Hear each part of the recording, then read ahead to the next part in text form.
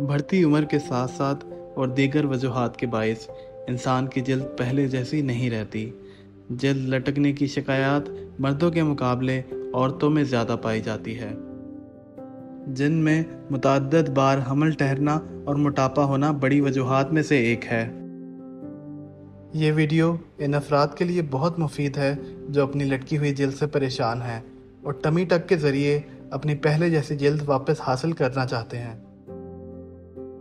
Tummy tuck की सारी वजूहात और इसका तरीका जानने के लिए ये वीडियो आखिर तक ज़रूर देखें। आज मैं जिस टॉपिक को कवर करूंगा उसका नाम है टमी टक या लाइपोसक्शन। आमतौर पे टमी टक बड़ा कॉमन वर्ड है, आप लोगों ने सुना होगा कि ये क्या प्रोसीजर है, लोग करवाते हैं। इसके बारे में मैं आपको ये बताता हूँ कि ये इसकी ज़रूरत क्यों पड़ती है। आमतौर पे फीमेल्स मेल्स दोनों के अंदर ही ये कॉमन है, और फीमेल्स में इसकी रीज़न क्यों है कि हमारी जो स्किन है एजिंग के साथ साथ या फिर मल्टीपल प्रेगनेंसीज होती हैं उसके साथ साथ स्किन जो है वो सैगी हो जाती है और स्किन की जो लैक्सिटी है वो बढ़ जाती है, स्किन की टोन जो है वो कम होना शुरू हो जाती है, तो स्किन लटकना शुरू हो जाती है। और पूरी बॉडी जिस तरह फेस हो गया, ब्रेस्ट हो गया, बाजू की स्किन हो गई, इसी तरह जो एब्डोमेन है, लोअर एब्डोमेन टमी जिसको बोलते हैं, वो भी आपका सैगी हो जाता है। ये फ्रंट से भी होता है, साइड से जिनको लव हैंडल्स हम बोलते हैं वो भी लटकना शुरू हो जाते हैं, और इवन हमारी बैक भी लटकना शुरू हो जाती है। इसी तरह इसका अफेक्ट जो है वो आपकी हिप्स के ऊपर, आपकी थाइज पे भी पड़ता है। तो आप बॉडी का कोई भी पार्ट है वो सैगी हो जाता है तो उसकी हमें कई फिर लिफ्टिंग करनी पड़ती है, और ये लिफ्टिंग जो है ये फिर सर्जिकल लिफ्टिंग होती है। तो वो खाली इस तरह नहीं है कि हम उसको कोई थ्रेड्स डाल के लिफ्ट कर दें, नहीं, हमें उस एरिया को काटना पड़ता है, एक्स्ट्रा जो स्किन होती है, और फिर उस स्किन को स्ट्रेच करके हम दोबारा से उसकी स्टिचिंग करते हैं। तो इसकी रीज़न जिस तरह मैंने बताया कि फीमेल्स में तो ये हो गया, प्रेगनेंसीज हो गई। एक और रीज़न आपने देखा होगा, ओबेसिटी। ओबेसिटी बहुत कॉमन है, बड़े लोग हेल्दी आते हैं हमारे पास, फिर वो बहुत जिम करते हैं, एक्सरसाइज करते हैं, वेट रिड्यूस करते हैं, उससे इनकी फ़ैट तो कम हो जाती है लेकिन वो जो स्किन जो लूज़ है वो लटकना शुरू हो जाती है। तो उस स्किन को भी फिर दोबारा बॉडी को शेप में लाने के लिए फिर टमी टक करवाना पड़ता है।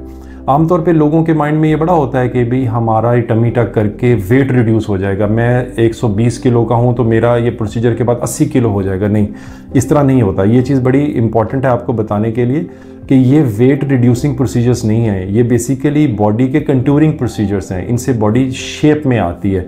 जिस तरह लाइपोसक्शन हम लोग करते हैं, बॉडी से 5-5, 6-6 लीटर फैट निकाल देते हैं, तो इनसे ज़्यादा आपके वेट के ऊपर कोई इफेक्ट नहीं पड़ता।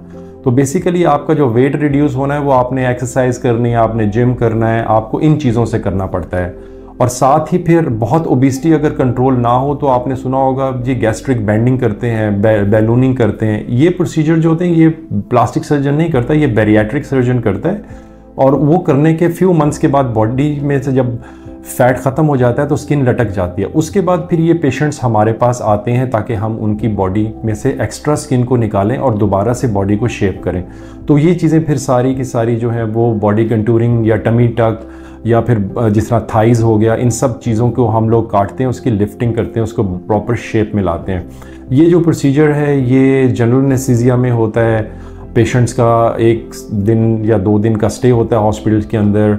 यूजुअली एब्डोमेन के निचले हिस्से में हम लोग कट लगाते हैं जो फ्रंट से साइड्स तक जाता है। इसी जगह पे कट होता है जैसे फीमेल्स में सी सेक्शन का कट होता है, और फिर जो बेली बटन है उसको भी दोबारा से हम लोग नया बनाते हैं, नई जगह पे शेप अप करते हैं उसी तरह पे।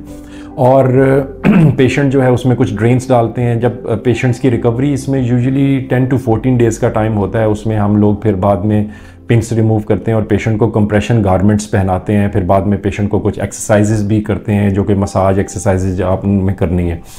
तो कई ऐसे पेशेंट्स हैं जिसमें हमें एक्स्ट्रा स्किन जो है उसको नहीं निकालना पड़ता, तो वो पेशेंट्स की टोन भी अच्छी होती है, स्किन इतनी लूज़ नहीं होती, तो उनमें हम लोग लाइपोसक्शन की ऑफ़र करते हैं। लाइपोसक्शन में स्मॉल छोटे से कट्स देते हैं एब्डोमेन में, और उनमें से जितनी फ़ैट होती है, और ये नहीं है कि फ़ैट हम पेट के अंदर से निकाल रहे हैं, नहीं, ये वो फ़ैट है जो कि पेट के बाहर ही होती है। मरीज़ समझते हैं कि पता नहीं हमारे पेट के अंदर सुराख कर देंगे, नहीं, ये बाहर ही होता है।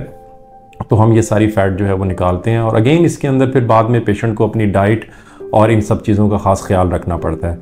तो साथ ही फिर मैं आपको थोड़ा सा थाइस के बारे में बता दूं, तो जिस तरह टमी की शेप करते हैं इस तरह हम लोग थाइस को भी शेप अप करते हैं। कई लोगों के बहुत हैवी सैडल बैग्स होते हैं जो कि थाइस के साइडों पे लटक रहे होते हैं, तो हम उसको भी स्किन की लाइपोसक्शन या फिर एक्स्ट्रा स्किन को निकाल के, और उसमें जो इंसिजन आता है वो थाइस के अंदर वाली साइड पे आता है, तो उससे भी बड़ी अच्छी बॉडी की जो है शेप हो जाती है। आज ही इंस्टाकेयर ऐप डाउनलोड करें और हासिल करें मेयारी सेहत की सहूलियात।